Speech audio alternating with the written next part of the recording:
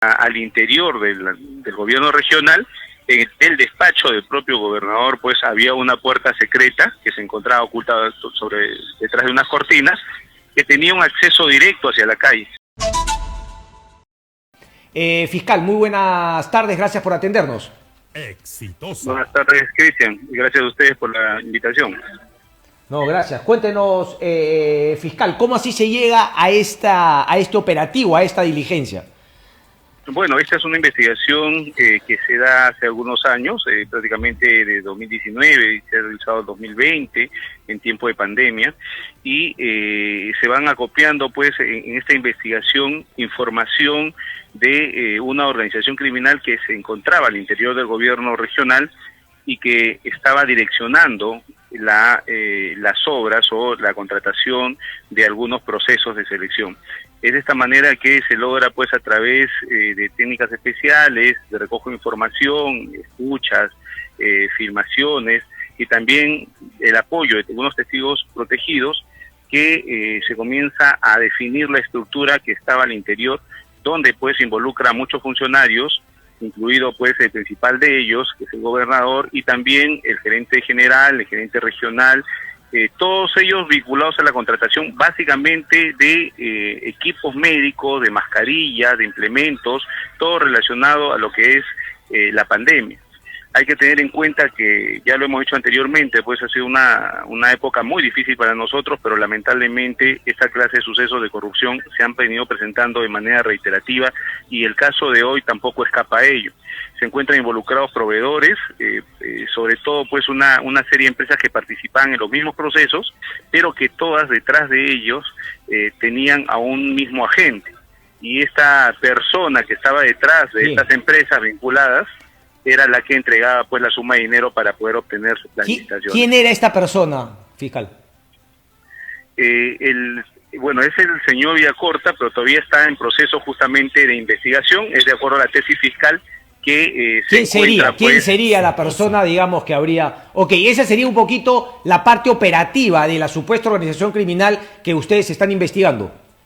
Esa es la hipótesis. Bueno, claro, la tesis fiscal es esa, ¿no? Es justamente la entrega de dinero para poder, desde el interior del gobierno regional, direccionar estas contrataciones para beneficio justamente de la empresa. ¿A cambio de qué? A cambio de una suma de dinero o la entrega de algunos bienes, o porque se ha podido registrar también el empleo de un vehículo, ¿no? Por uno de los funcionarios, pese a que estaba registrado pues y adquirido por la empresa, lo venía manejando uno de los funcionarios. Entonces esto ya da cuenta de la vinculación bastante cercana o la entrega pues de un bien que no es otra cosa sino la coima, ¿no?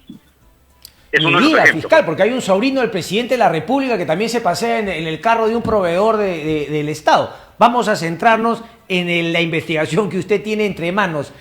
Fiscal, ¿qué papel habría cumplido el gobernador regional y de qué montos estamos hablando? Porque también ha sido detenido y entiendo es acusado de liderar la organización criminal, me imagino, sería uno de los líderes de la contraparte, es decir, un empresario que daba dinero, favores, coimas a gobierno regional, pero a la cabeza máxima.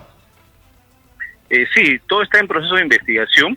Tenemos registros, tenemos varios actos de investigación que dan cuenta de entrega a algunos funcionarios y justamente la tesis fiscal porque se requiere para esto pues el concurso no solo de un funcionario, sino toda una cadena de ellos, porque un proceso al interior de una institución pública no obedece a una sola persona, sino a diversos trámites que pasan por diferentes manos, diferentes personajes, diferentes funcionarios con autoridad para hacerlo. Y es lo que se trata ahora, ¿no?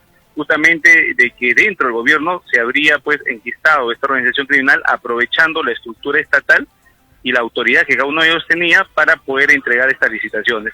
En cuanto a lo que se refiere a las empresas, definitivamente estas empresas tienen que participar porque el delito de cohecho no solo radica pues en el funcionario que es corrupto, sino también en aquellos extraneus o aquellas personas que corrompen a estos funcionarios. Ahora, ¿cuáles son, digamos, los indicios al momento para pedir la detención del gobernador, teniendo en cuenta que, claro, esto genera, no es que tenga que evitarse, pero me imagino que, claro, los indicios son razonables porque me imagino que el gobernador tendrá que dejar el cargo, tendrán que ver los regidores a quién ponen, algo muy parecido a lo de Cáceres Yique en Arequipa. Sí, prácticamente cuando un fiscal considera que hay mérito suficiente de acuerdo a los elementos de convicción que tiene para pedir este tipo de requerimientos, o sea, una detención preliminar, allanamientos, incautaciones, es porque está convencido de que hay una alta probabilidad de la comisión del delito y también de la vinculación de las personas sobre las que se pide esta medida.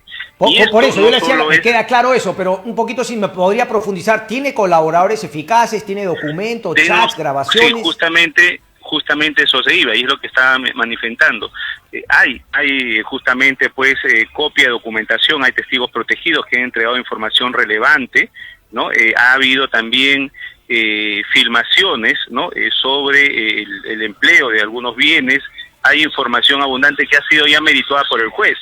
Esto no es que nazca sencillamente de la decisión del fiscal o del Ministerio Público, de la policía, ¿no? Esto es evaluado. Ustedes lo han pedido, el juez se los ha aceptado. Claro, y es una medida gravosa, o sea, cualquier tipo de medida, no solo la entrega del fiscal por el solo requerimiento, o mejor dicho, la entrega del juez por el solo requerimiento del fiscal, sino que es evaluada, y luego de esta evaluación es lo que estima pertinente, y es lo que ha sucedido en este caso. Ahora, ¿qué ha pasado con el gobernador, fiscal? Porque entiendo que no lo han podido agarrar. Exitosa. Bueno, el operativo ha sido bastante discreto, se ha movilizado pues al personal debido con la mayor reserva del caso. Sin embargo, ya al interior del gobierno regional, en el despacho del propio gobernador, pues había una puerta secreta que se encontraba oculta detrás de unas cortinas, que tenía un acceso directo hacia la calle.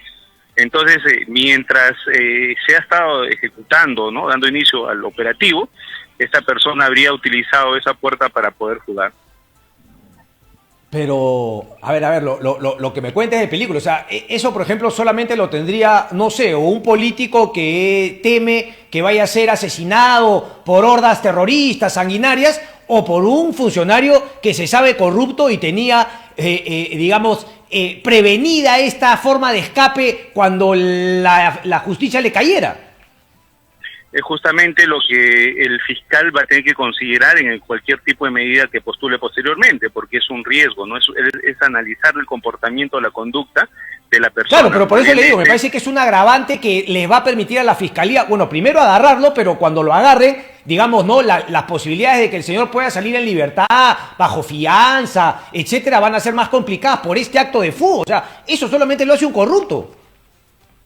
Bueno, yo evito por el momento dar esos tipos de calificativos, pero definitivamente sí, de acuerdo a los hechos, es un riesgo, es un comportamiento que debe ser merituado, va a ser merituado definitivamente por el fiscal, pero también en su momento por el Poder Judicial para cualquier tipo de medida que reduzca este riesgo, ¿no? Correcto. Ahora, ¿quiénes son los otros detenidos, digamos, de las otras personas que se tenía... la orden de detención? Todos han sido detenidos, esta es una detención preliminar, entiendo. ¿Cuántos días son? Son 15 días que ha conseguido el juez. Sin embargo, de las 15 personas sobre las que pesa pues la medida de detención preliminar, 9 hasta el momento han sido detenidas, todavía se sigue en el proceso de ubicación y captura de las demás. Estamos recién iniciando el operativo, hay que tenerlo presente también ello, las medidas de incautación y allanamiento también se vienen realizando. Y este pedido, pues, luego de culminar el plazo que ha sido concedido por el juez, va a tener que también ser meditado por el fiscal para ver sobre lo que ya tiene, sobre el análisis de la información que se recaba, así como también del comportamiento y la conducta de los que se viene manifestando hasta ahora, que se viene mostrando, quizás pedir una medida más gravosa. Ok. Una última, porque en un último comunicado, cuando hubo alguna desaveniencia, ¿no?, desacuerdos entre el gobierno y la Asamblea de Gobernadores Regionales, sacaron un comunicado que a mí me llamó la atención porque uno de los puntos, no, prácticamente se victimizaban y decían que finalmente ellos no eran corruptos y por qué los estaban metiendo a todos en un mismo saco, pero no es uno, son dos. Hay también justamente la banda que tenía Víctor Albrecht, que efectivamente también no hacía negocios con ministerios, con municipalidades, con gobiernos regionales. Entonces el tema continúa, ¿no? Digamos, es un tema que se van encontrando justamente, ¿no?, los indicios, y la fiscalía va a tomar más medidas.